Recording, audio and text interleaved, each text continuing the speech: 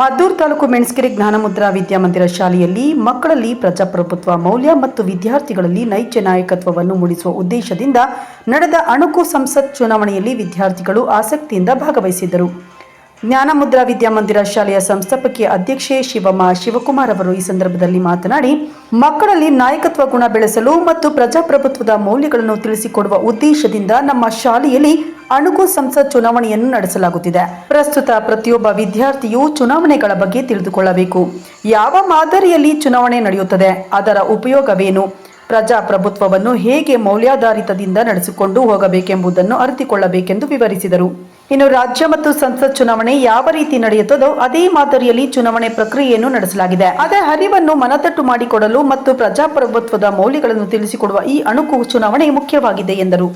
ಈ ಚುನಾವಣೆಯಲ್ಲಿ 6ರಿಂದ 8ನೇ ತರಗತಿಯ 25 ವಿದ್ಯಾರ್ಥಿಗಳು ಅಭ್ಯರ್ಥಿಯಾಗಿ ಕಣಕ್ಕಿಳಿದಿದ್ದರು. ಎಲ್ಲ ಪ್ರತಿನಿಧಿಗಳಿಗೆ ಚಿಹ್ನೆಯನ್ನು ಸಹ ನೀಡಲಾಗಿತ್ತು.